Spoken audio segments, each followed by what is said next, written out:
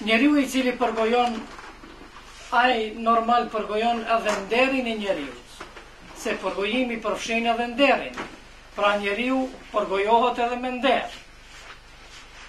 Prandaj, në një hadith Muhamedi sallallahu alaihi wasallam,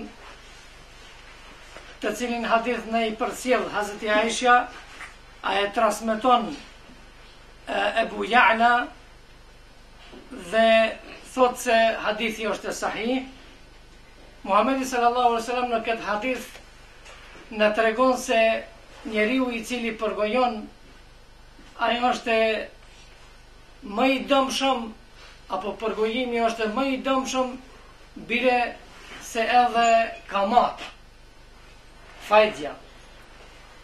Ja, Hazreti Aisha thot, ka thonë Muhamedi sallallahu alaihi wasallam një ditë shokëve të vet, tadruna arba riba inda Allah, a e dini cila kamat është më e dëmshme te Allahu xhaleshanuhu? Ata i thanë me edukat, me nder. Allahu dhe i dërguari Allahut e di më së miri. Pejgamberi sallallahu alaihi wasallam tha: fa inna arba riba inda Allahi istihlalu irdi imri'in muslimin. Kamata më e dëmshme, më e madhe, është që njeriu ta na përkëmb nderin e një vllaut musliman. Do më thonë ta nënçmoje, ta fyje, ta përgojoje. Pastaj Muhamedi sallallahu alaihi wasallam e lexoi ajetin ku thot Allahu xhaleshanuhu: "Walladhina yu'dhuna al-mu'minina wal-mu'minati bighayri maktasabu faqad ihtamalu buhtanan wa ithman mubina." Ata që i fyjnë besimtarët dhe besimtaret, për shka ata nuk janë fajtor, ata kanë ngarkuar veten me një mëkat apo me një gjuna shumë të madh. Pra, nga ky hadith i Muhamedit sallallahu alaihi wasallam ne kuptojmë se me të vërtet përgojimi është shumë i rëndë, saqë mund të jesë i rëndë dhe pasojat mund të kese edhe më të mëdha se të kamatës, fajdjes. Kjo nuk do të thotë se kamata, do të thonë, nuk është gjuna. E ka atë vendin e vet, por edhe kjo i ka ato gjunahet e veta. Gjithashtu, në një hadith tjetër, ku po ashtu këtë hadithin ne i përcjell Hazreti Aisha, a hadithi transmetohet nga Ebu Davudi, Bejhekiu, Tirmidhiu dhe hadithi është Hasan Sahih. Thot Hazreti Aisha, i thash Muhammedit sallallahu alaihi wasallam në një rast: hasbuke min Safije. Mjaft më fole për Safijen. Muhammedi sallallahu alaihi wasallam e ka përmend një grua tjetër të vetën, të cilën e kanë quajtur Safije.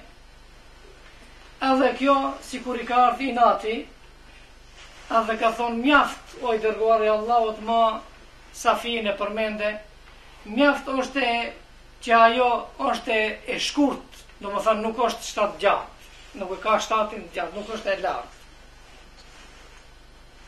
Muhammedi sallallahu alaihi wasallam i tha: laqad qulti kalimatan law muzijat bima'il bahri lamazajathu. Aisha, e ke thonë një fjalë që sikur atë fjalën ta marrëm edhe ta hudhim në det. Ajo thot fjalë do ta ndytte, do t'i vinte era e qelbur detit nga ajo fjalë, nga pasojat asaj fjale, nga ajo sa është e rëndë të Allahu xhaleshanuhu. Vazhdon hadithi, vetë tregon Hazreti Aisha, thot një herë tjetër unë ndreqa si dikush, do më thënë imitim ka bo, ndreqa si dikush, edhe Muhamedi sallallahu alaihi wasallam e refuzoi një idiot të tillë. Pra, ajo se me të vërtet është shumë e dëmshme, edhe pasojat të rënda ka përgojimi, na tregon edhe hadithi tjetër të cilin po ashtu e transmeton Ebu Davudi, edhe Al-Iraqiju, dhe thot se është i vërtet. Ki hadith përcjellet nga Enes radiallahu anhu, ku pejgamberi sallallahu alaihi wasallam thot: "Lamma urija bi marartu bi qaumin lahum adfarun min nuhasin yakhmishuna wujuhahum ila akhir al-hadith." Kur u ngrita në qiell lart, domethënë Mirash ku ka shku Muhamedi sallallahu alaihi wasallam, thot kur u ngrita në qiell, kalova pranë një popullit, pranë disa njerëzve, të cilët gërvishtnin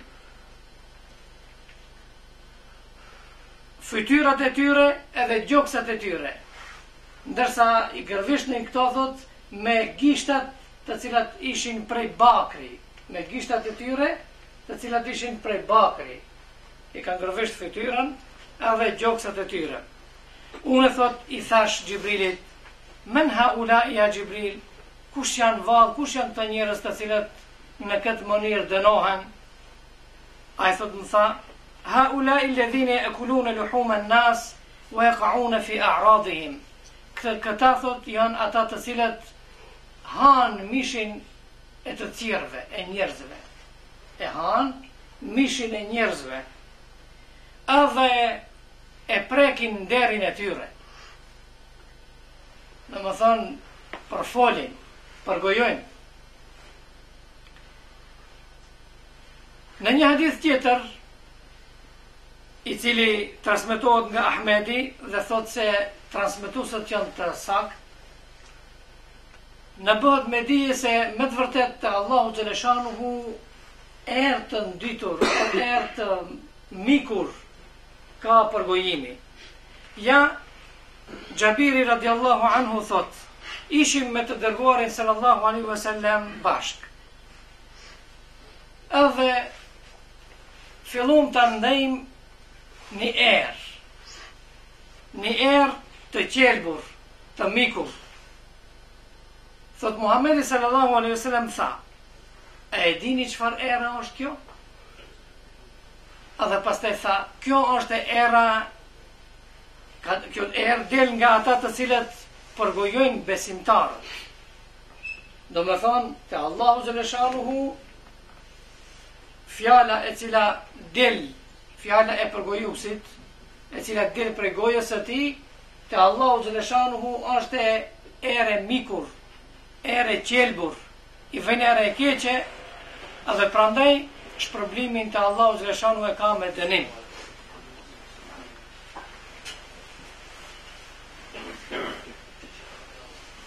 Shokët e pejgamberit sallallahu alaihi wasallam na tregojnë se ne thot në kohën e pejgamberit sallallahu alaihi wasallam takoheshim me njëri tjetrin edhe e përgëzonim njëri tjetrin. Asnjëherë nuk e përgojojshim dikën që nuk është e prezent, nuk është në prani atë. Nuk e përgojojshim. Edhe shokët e pejgamberit alayhis salam thot, një gjë të tillë ne e konsiderojshim prej veprave më të mira.